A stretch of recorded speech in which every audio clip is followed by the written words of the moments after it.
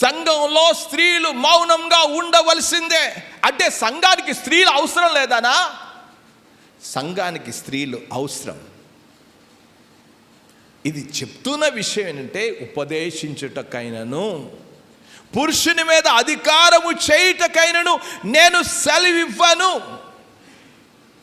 మౌనంగా విని విధేయతతో నేర్చుకొని ఉపదేశాన్ని విని నేర్చుకోవాలి. దేవుని వాక్యం నేర్చుకో. ఏ స్థానంలో పెట్టాడు? ఎందుకు మీరు అనొచ్చును, ఏంటండి స్త్రీలు మౌనంగా ఉండాలని ఎలా చెప్తారు చెప్పండి? ఏంటి కారణాలు చెప్తారు చెప్పండి? ఉన్నాయా కారణాలు? స్త్రీలు మౌనంగా ఉండాలని పౌలు ఇంత మాత్రంలో చెప్పేసినంత మాత్రంలో అయిపోయిందా నమ్మాలా అని మీరు ప్రశ్నించవచ్చు. ఎందుకు లోబడాలని ప్రశ్నించవచ్చు. ఎందుకు మాట్లాడకూడదని ప్రశ్నించవచ్చు. ఎందుకు మేము పాస్టర్గా ఉండకూడదని ప్రశ్నించవచ్చు. ఈ ప్రశ్నలన్నిటికీ సమాధానం అక్కడే ఇచ్చాడు. జాగ్రత్తగా చూడండి.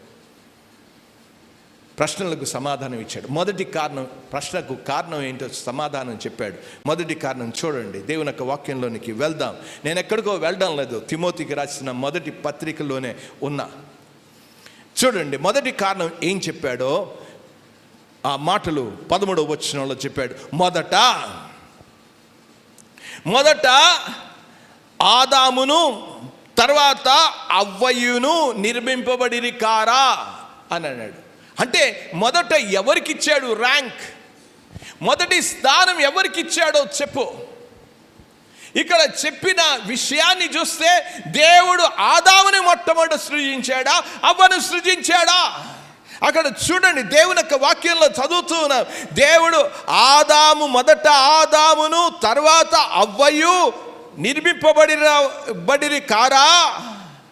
ఎవరు మొదట ఎవరు? అరే ఇక్కడ మనం చూస్తూ ఉంటాం, మన ఇంట్లోనే పెద్దవాడు చిన్నవాడు ఉన్నాడు. చిన్నవాడు పెద్దవాడికి గౌరవించాలా? పెద్దవాడు చిన్నవాడిని గౌరవించాలా? ఎవరు గౌరవిస్తారు చెప్పండి? ఏది ఆ గౌరవం? ఏది? ఈ రోజున సంఘంలో చెప్తున్న విషయాన్ని మనం గమనించాలి. ఇక్కడ ఆదాము దేవుని యొక్క వాక్యంలో చదువుతున్నాను చూడండి. ఆదికాండానికి రండి. ఆదికాండము 2వ అధ్యాయానికి రండి.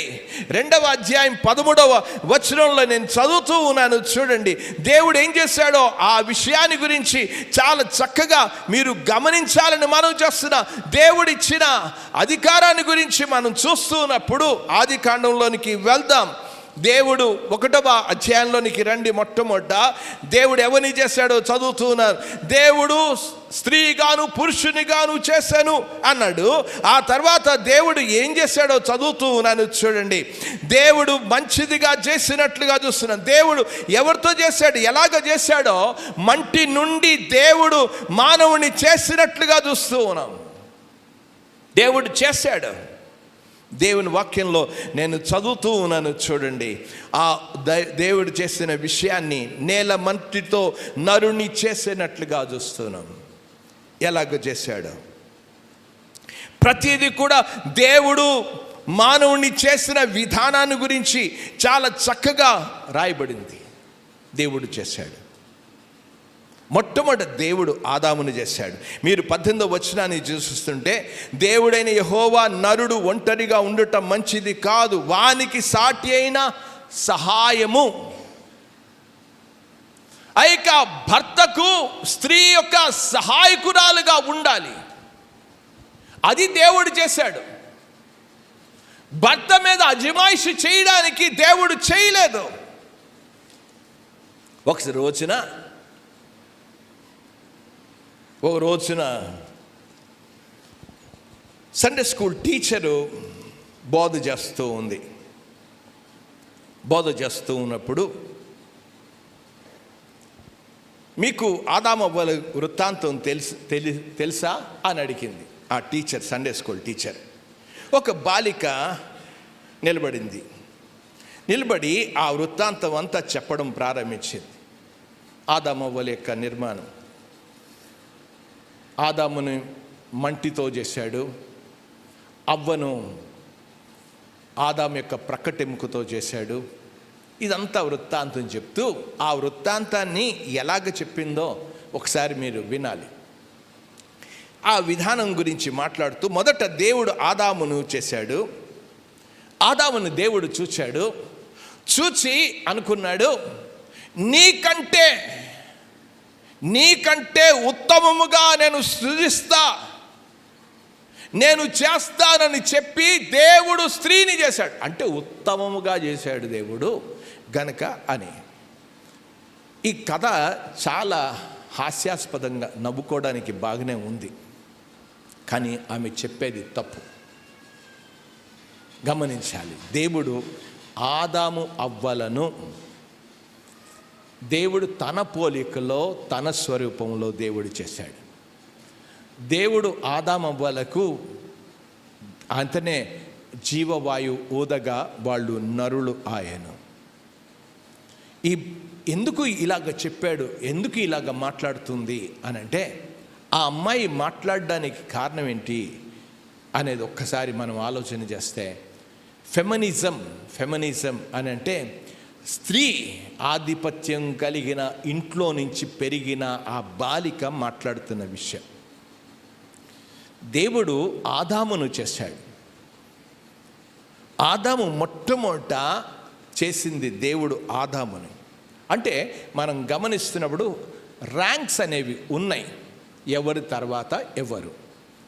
దేవుడు తర్వాత మనం చూస్తున్నప్పుడు కెరూబులు ఉన్నాయి, కెరూబుల తర్వాత సెరాపులు ఉన్నాయి, సెరాపుల తర్వాత ప్రధాన దూతలు ఉన్నాయి, దూతల తర్వాత దూతలు ఉన్నాయి. ఈ ర్యాంక్స్ ఉన్నాయి. దేవుడు మొట్టమొదట ర్యాంక్ ఎవరికి ఇచ్చాడంటే పురుషుడికి ఇచ్చాడు. ఈ రోజున చాలామంది స్త్రీలు పురుషుల మీద ఆధిపత్యం చలాయించడానికి ప్రయత్నం చేస్తారు. చాలామంది ఈ యొక్క మాటలు చెప్తున్నప్పుడు ఈ ఫెమినిజం అనేది కనబడుతుంది. దేవుని వాక్యాన్ని వారు అంగీకరించడంలా, దేవుని వాక్యానుసారంగా నడవడం లేదు, దేవునికి సన్నిహితంగా ఉండడంలా. చాలామంది స్త్రీలు ఇది ర్యాంక్ని గమనించాలి. ఓ రోజున ఒక అతడు వచ్చాడు ఇంటికి. మీ ఇంట్లో ఎవరు పెద్దోళ్ళో ఆ యొక్క యజమానుడు ఎవరో ఒకసారి పిలవండి అని అన్నాడు. ఆ పిల్లోడు బయటకు వచ్చి ఏమన్నాడంటే, ఆగండి, మా ఇంట్లో యజమాని ఎవరో అనేది పెద్ద ఎవరో నేను చెప్తాను. ఇది అదే గొడవ జరుగుతుంది, మా అమ్మకి మా నాన్నకి గొడవ జరుగుతుంది, వచ్చి తర్వాత వాళ్ళు గొడవ అయిన తర్వాత చెప్పుకుంటారులే అని చెప్పాడు. ఈ రోజున అలాగుంది. ఎవరు అధికారి? దేవుని యొక్క వాక్యంలో మనం చూస్తున్నాం, స్త్రీకి భర్త శిరస్సు అని చెప్పాడు. వాక్యం ఎంత చాలా చక్కగా రాయబడింది. సంఘానికి శిరస్సు క్రీస్తు, స్త్రీకి శిరస్సు భర్త.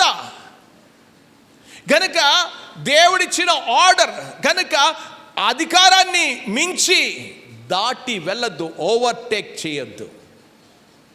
దేవుడు చెప్పాడు.